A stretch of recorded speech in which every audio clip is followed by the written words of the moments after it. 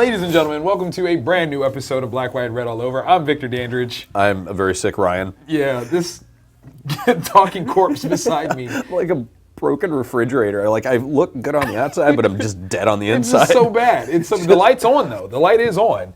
Just it's full of rank and yeah. Oh, I'm sorry, buddy. I'd hug you. Don't. I've got a show this weekend. Yeah. And I can't do that. So this week. It seems like our selection was just as sick as you are, man. It's very emaciated. We're not many books shipping this week. No, it's not even like there wasn't like good stuff. There just wasn't a lot of stuff, period. But we still maintained. Yeah. We pulled some stuff. Definitely some very interesting things, yeah. That's right. Like, bam, what? We're dedicated.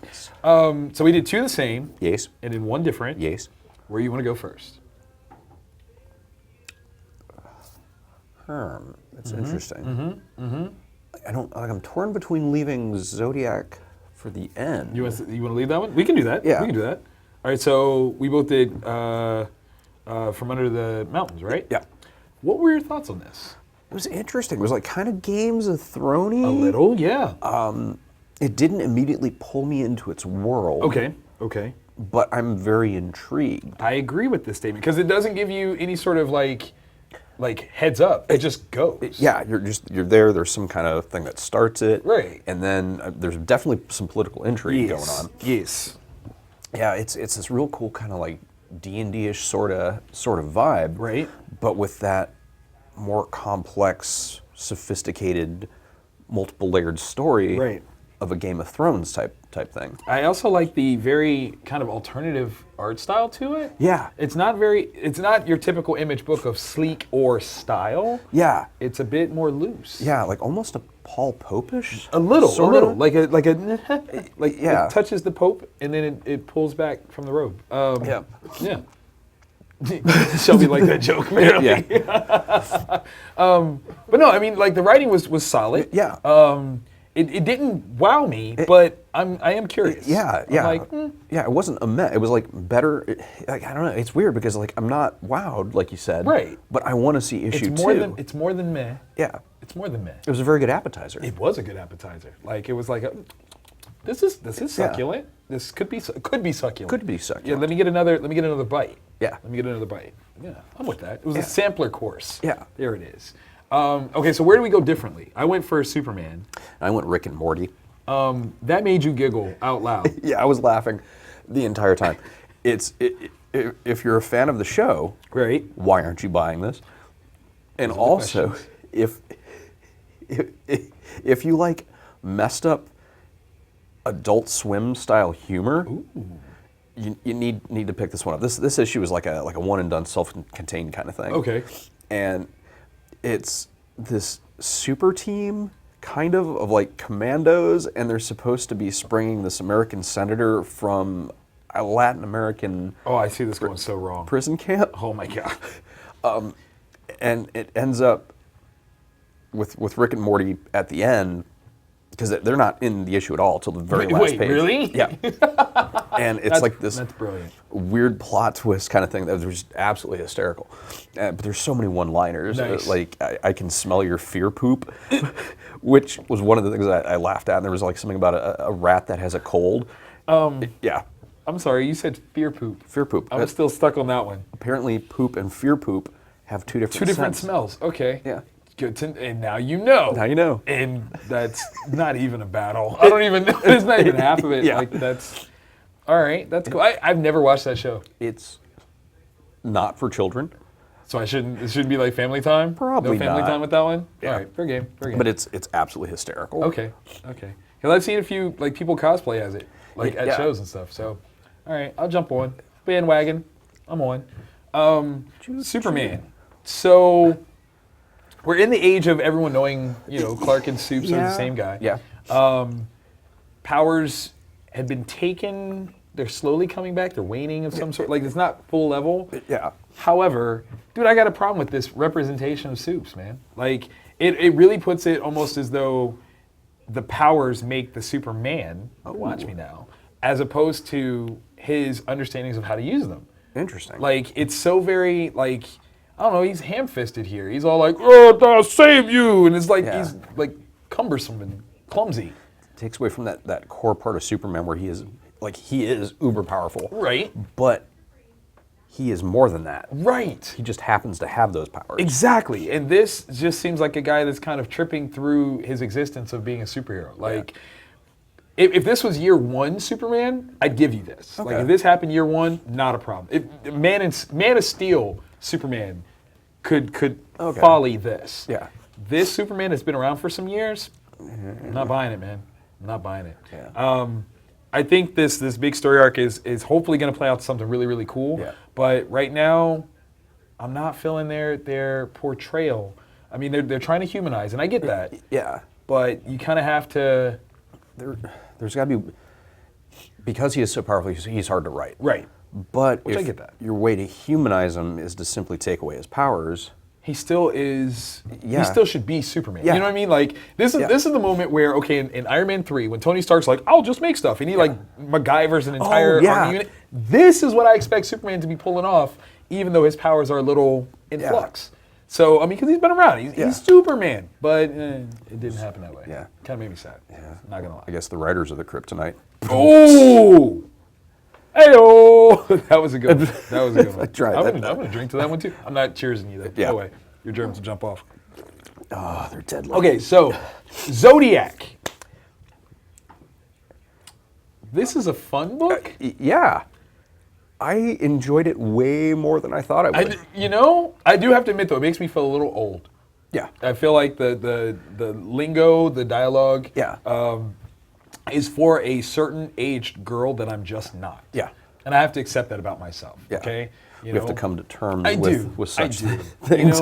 It was difficult because there was a certain point I'm like, I could get like, I'm an 80s baby, like this is John Hughes, and then no, it's not John Hughes. It's not. It's a different sort of teenage girl that, like I said, I'm just not. So, but I enjoy it. Yeah. Like it's fun. It's like a weird mix of like a little bit of Power Rangers. Right. A little bit of Sailor Moon. Yeah. A little bit of Ultraman a bit. Oh, nice. Yeah, I'm going to throw in Jim and the Holograms. Yeah. That's right. Yeah. See me on that one. Jim and the Holograms on that. And like maybe a titch bit of Archie. Yeah.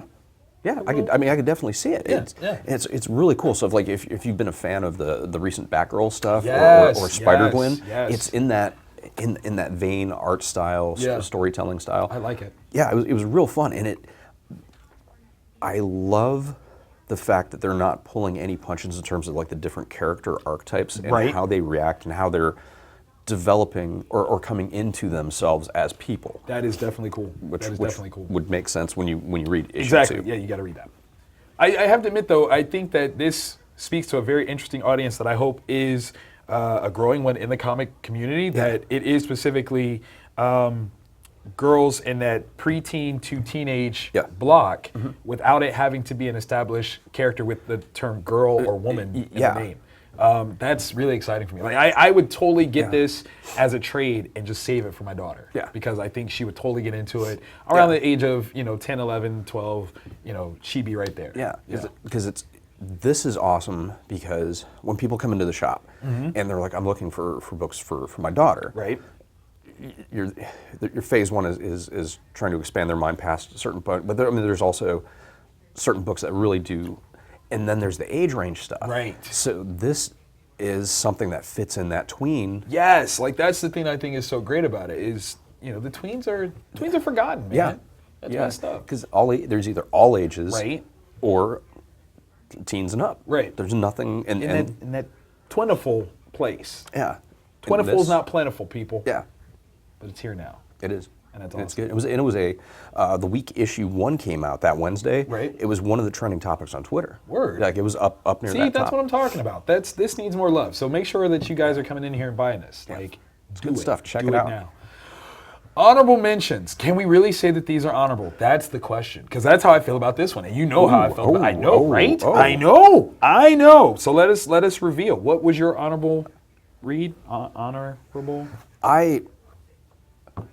God, it's oh my God! It just sounds so cheesy saying it. I white knuckled through Captain America White. I didn't mean for. I'm high on cold medicine. So bad. I didn't enjoy it. No? I wanted to because it's Captain America. Right. But the storytelling is clunky. Like it's almost intentionally old school sounding. So like if somebody, like if I asked one of my kids, like what did people talk like in the 1940s? Right. They don't really know, so they would just kind of make stuff up. And that's what it feels like. There's just a completely rando appearance of a character who. Why is that there? And that's it. Boom. Wait, done. really? Yeah. Oh. Okay, so based on that, Yeah. I would say that Captain America White, the white stands for the hair color of the expected audience for this here piece. Maybe. Biggity bam, solved. I don't know. It was 10 years in the works. Yeah, yeah, like almost, if not exactly. Yeah. Yeah. I think it should have been left there. Yeah. I'm usually not a naysayer, but that one should have been left behind. Yeah. Yeah. And for mine, Godzilla in Hell. Oh, this pains me if it's bad. So they went for a pseudo-silent issue with this one. Okay. And so in the previous versions, like the first one, right? Who did that one? Orkstein. James Stokes? Yes, I believe I so. think that's how you say that. That's a master storyteller. No two ways about that. That was incredible. It was great. Yeah. So they attempt to do that here, and a little exposition not only would have been great, almost necessary, because it seems like there's a good and evil aspect here. Okay. Well, until the end, and even then, it's not well manifested. There are two writers for this one, so two writers for a silent book is always dangerous to me, and it's not even the guys that did the artwork. So it really is kind of like maybe too many cooks in the kitchen. Yeah. And not enough of a recipe. It's Godzilla though. I know. I'm not familiar with the names. Farinas, Freitas, and Moody. Like, I don't know if they're a team on something else, but I don't know. It didn't like. That's such a downer because the first two issues were so so good. Like, they were epic. Like issue 2 especially was this huge. Like, there should be like hair band ballads to that issue. Like, I'm so serious. And this one, no, it missed me. It missed me. Yeah, I don't know where it went. I think for me, the winner this week is Zodiac. Yeah. Yeah, that's hands down. Yeah. Yeah, all across the top. I'd say number 2 from Under the Mountains. Like, that was actually really, really good. Yeah, that too. was fun. That was fun. Because I want issue 2 to come out. I just need to know if that promise is there. Right. So I'm game for that. Although your Ricky Morty might be like in there. Yeah. No, he like seriously, he squealed. It's hysterical. It was good. Fear It was poop. good. Fear poop. Fear poop. I think we just named this episode. I think we did. Fear poop. Smell you later. Pew. I won't be able to. Hey guys, did you love today's episode? We know you did. And you should be subscribing right here. Subscribe to our YouTube. Do it now. Yeah. I'll find you.